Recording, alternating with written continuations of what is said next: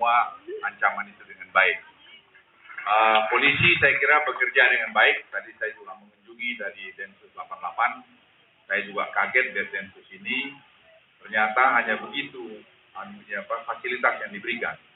Jadi menurut saya mereka pantas untuk menerima fasilitas yang lebih baik lagi.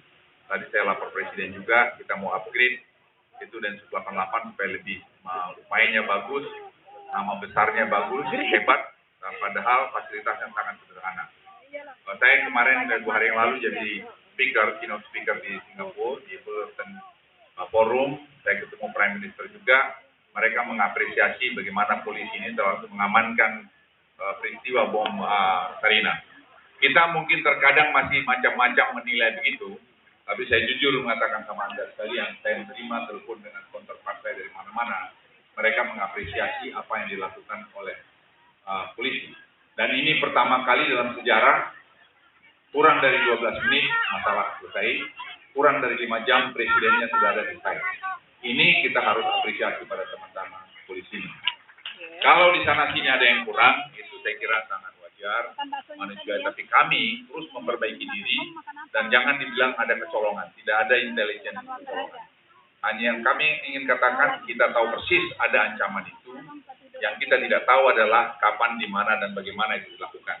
Tapi ingin saya katakan sama Anda, kami tadi sore ini menyempurnakan mengenai rancangan undang-undang teroris yang memberikan kewenangan lebih banyak pada polisi untuk melakukan apa yang istilah saya preemptive strike, untuk melakukan tindakan-tindakan supaya itu lebih aman. Yang kedua, saya ingin menyampaikan perkembangan ekonomi kita membaik. Saya kira apa yang langkah-langkah dilakukan oleh Presiden itu membaik. Angka-angka menjadi membaik, efisiensi jalan di semua tempat. Saya berikan satu contoh, kita pembangunan infrastruktur itu berjalan dengan bagus. Saya ini ada Pak Ketua OJK, kita selalu rapat juga, itu melihat bahwa semua langkahnya baik. Jadi kita dosa kita paling berat adalah inefisiensi. Sekarang kita melakukan efisiensi lebih bagus, dan itu saya berharap akan membawa pertumbuhan ekonomi kita ke depan lebih bagus. Belum pernah dalam sejarah pengalaman saya sebagai seorang perwira, sebagai seorang prajurit, yang saya hampir keliling seluruh Indonesia, pembangunan infrastruktur sebagus sekarang ini.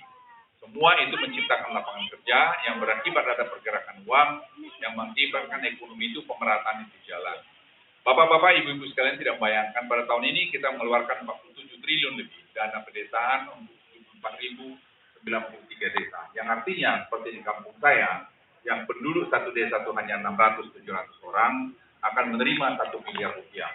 Dan itu mulai dari tahun lalu, tahun ini, tahun depan angka itu akan ada kira-kira 80 triliunan. Nanti tahun 2018 itu angka akan 4 triliun dan seterusnya. Apa akibatnya itu? Akibatnya itu pertumbuhan ekonomi itu akan lahir dari bawah ke atas. Tidak dengan triple down ke bawah lagi saja, tapi juga akan dari bawah. Nah, rasio penggunaan dana sekarang 60% itu diberikan di daerah dan 40% dari pusat.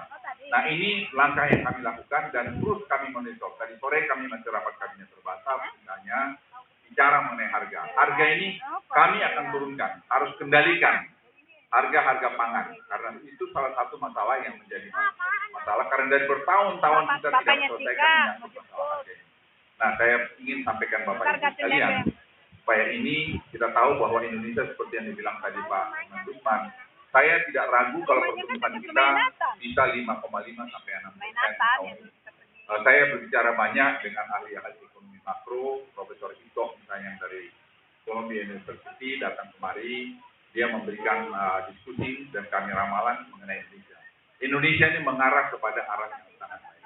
Kita tidak usah pusing sekarang siapa partai apa, tapi ada satu yang saya ingin katakan, bahwa Presiden Jokowi sekarang ini, dia memberikan satu spirit untuk melakukan perubahan-perubahan struktural di dalam perekonomian kita maupun pengamanan.